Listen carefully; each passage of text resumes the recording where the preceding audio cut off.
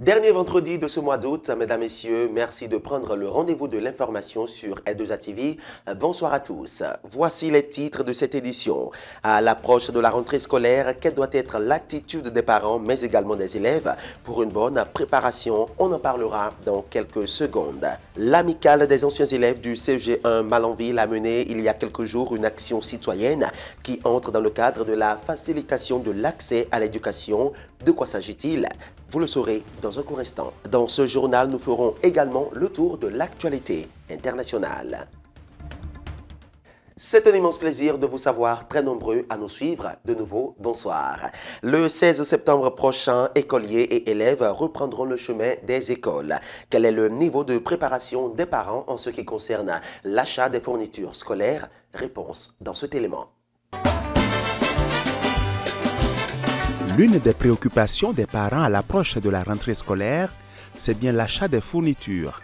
Déjà des dizaines de stands se dressent ci et là à travers la ville de Parakou, mais les acheteurs se font rares. Bon, pour le moment, on ne voit personne d'abord. Peut-être c'est à la dernière minute qu'ils vont venir. Les prix sont abordables, mais les clients ne sortent pas d'abord pour le moment. Pour le moment, on est là d'abord.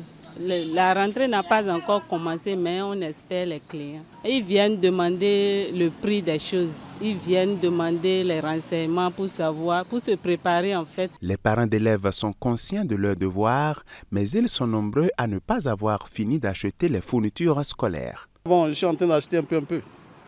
Comme le temps aussi est un peu dur là, on essaie de faire avec. Bon, on se prépare déjà, il n'y a pas de problème. Le temps là est très dur, on est en train de faire le programme pour acheter. Et voilà que c'est forcé, on doit acheter forcé. On n'a pas le choix. On est en train de faire le programme, on va acheter quand même.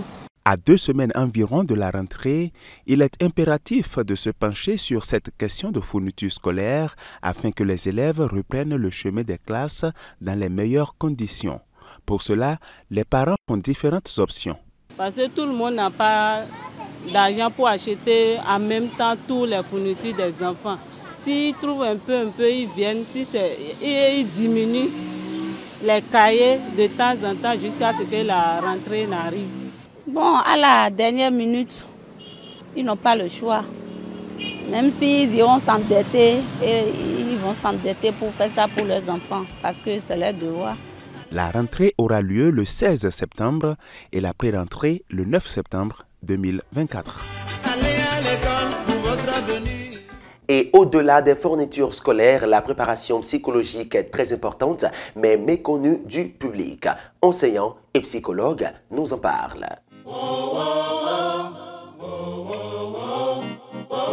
La fin des vacances s'annonce à grands pas. Dans quelques jours, s'ouvriront les portes des classes. Élèves et écoliers devront reprendre le chemin après quelques mois de repos et de distraction. Lorsqu'on parle des préparatifs, il y a beaucoup de parents qui comprennent tout de suite que c'est les fournitures scolaires, l'achat des fournitures scolaires. Il faut doter les enfants des fournitures. Mais au-delà de cela, il faut aussi une préparation psychologique des enfants. Pour réussir cette reprise, en quoi consiste donc cette préparation psychologique? La préparation psychologique concerne essentiellement les enfants, mais en accord avec les parents. Et pour parler de préparation psychologique, il faudrait déjà que les parents aient quelques moments de temps, prennent quelques minutes avec les enfants pour pouvoir leur expliquer l'importance de la nouvelle année qui doit commencer. Et la première chose d'abord, c'est de pouvoir féliciter l'enfant. Si c'est un enfant qui est admis dans une nouvelle classe, d'abord le féliciter par rapport à l'effort qu'il a fait l'année passée et l'effort qu'on attend encore de lui pour l'année prochaine. La seconde chose, la chose suivante, c'est aussi capital de voir avec l'enfant quels sont ses idéaux, quelles sont ses attentes vis-à-vis de l'école et vis-à-vis de ses parents aussi. Autre chose aussi qui participe à la préparation psychologique, c'est de faire les achats avec les enfants. C'est capital. Il y a aussi les enfants qui ont pris l'habitude de regarder la télé toute la journée. On ne peut pas leur refuser pendant les vacances. Alors on va commencer par réduire, voire supprimer ces moments de télé. C'est très capital parce que On ne peut pas continuer à suivre la télé jusqu'à la veille de la rentrée.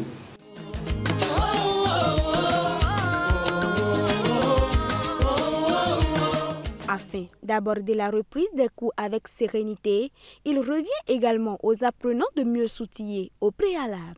Ils doivent reprendre les anciens cahiers. Ils doivent reprendre ce qu'ils ont fait pendant les cours de vacances. Ils doivent se dire que les vacances sont terminées. Retrouver leurs élèves dans de bonnes conditions est le grand souhait des enseignants. Les parents doivent protéger sérieusement les enfants pour que, à la reprise, les tout premiers jours, là, il ne faut pas que les enfants manquent. Parce que quand les premières semaines, quand ça rate, ce n'est pas bon pour les enfants. Les enfants seront malades. On va commencer, il faut une semaine après, 2 semaines après, avant que l'enfant reprenne. Il aura un peu de retard par rapport à ce qui est fait dans la classe. Au Bénin, l'année scolaire 2024-2025 commence le 16 septembre prochain selon le calendrier scolaire révélé par arrêté interministériel et publié le 13 mai dernier. On parle toujours éducation, mais à Malanville cette fois-ci, dans le but d'améliorer les conditions d'apprentissage au sein du collège d'enseignement général de Malanville, l'amicale des anciens élèves et enseignants de l'établissement ont fait un don au CEG. C'était dans le cadre de la 2e édition de leur retrouvailles annuelles. Le reportage avec Blandine Sondé et Adamo Tini.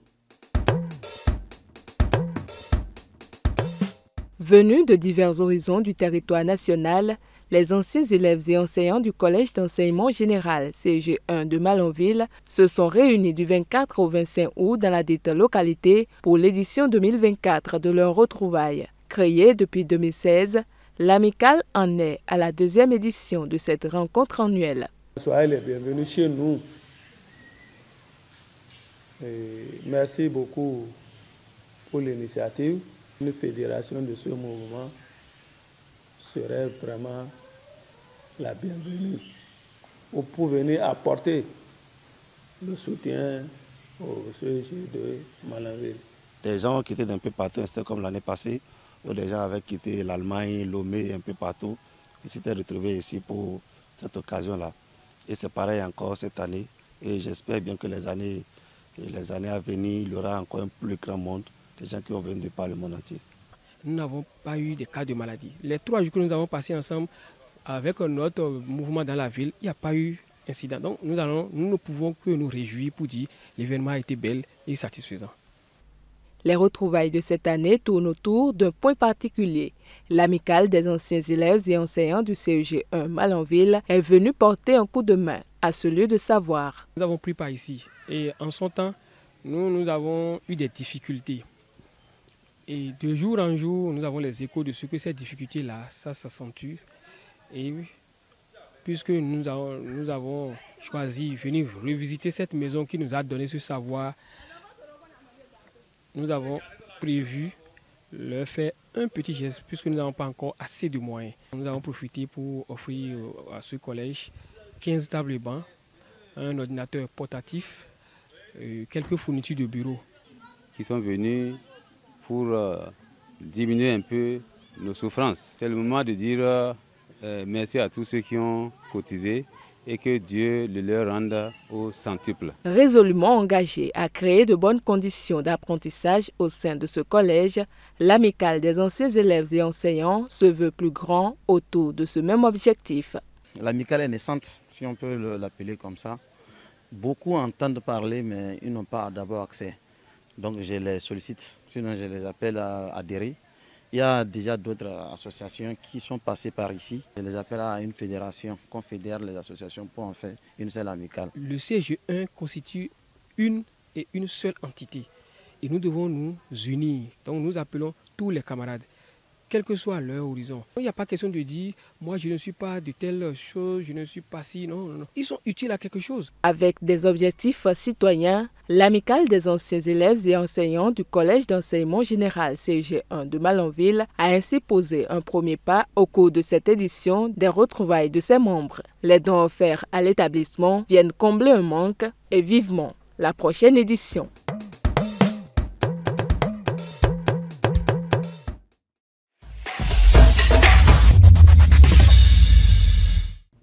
Cette édition se poursuit, mais hors de nos frontières à présent, les chefs d'état-major du Nigeria et du Niger ont signé un accord ce mercredi visant l'amélioration des conditions sécuritaires des deux pays. Nakim Nouanti nous en parle dans la page internationale et nous fait également le point de l'actualité hors de nos frontières. Amis de L2A TV, ravi de vous retrouver sur ce condensé de l'actualité internationale. Les chefs d'état-major du Nigeria et du Niger, les généraux Salawu, Barmou et Moussa Christophe, ont signé ce mercredi à Niamey un accord visant à lutter contre la circulation des armes légères et de petits calibres à leurs frontières. Niamey et Abuja partagent une frontière de 1500 km où sévissent très régulièrement les groupes Boko Haram et d'autres groupes armés depuis 2015. Cet accord autorise une mutualisation des efforts pour sécuriser cette frontière. Un comité de dialogue sera chargé de mettre la lumière sur les défis auxquels sont confrontés les deux pays et faciliter le renforcement de leur coopération. Autre nouvelle, les ministres des Affaires étrangères des 57 pays membres de l'Organisation de la coopération islamique OCI se sont réunis ce 29 août à Yaoundé dans le cadre de la 50e conférence ministérielle de l'institution. Événement qui coïncide avec le 50e de l'adhésion du Cameroun à l'OCI. Développement des infrastructures de transport et de communication, un levier essentiel pour lutter contre la pauvreté et l'insécurité, c'est la thématique qui oriente les discussions à ces travaux qui se refermeront ce 30 août 2024. Le ministre russe des Affaires étrangères Sergueï Lavrov et Yassine Fall, ministre sénégalaise de l'intégration africaine et des affaires étrangères, ont tenu ce jeudi 29 août une conférence de presse conjointe à Moscou à l'occasion d'une visite officielle de la ministre sénégalaise en Russie. Une rencontre qui a permis aux deux pays de réaffirmer leurs liens historiques et d'explorer de nouvelles opportunités de coopération. Les échanges entre Lavrov et son hôte ont aussi tourné autour des questions internationales, notamment les conflits en Afrique. Lavrov a promis l'appui de la Russie aux pays africains pour renforcer leurs capacités de défense et augmenter les capacités antiterroristes des services spéciaux. Merci de nous avoir suivis. Ce sera tout pour ce journal, tout en vous souhaitant un excellent week-end. N'oubliez surtout pas d'éviter l'abus d'alcool, de substances nocives et surtout de prendre soin de votre santé car elle est très importante pour nous, pour vos proches et pour votre famille. D'ici là, portez-vous bien.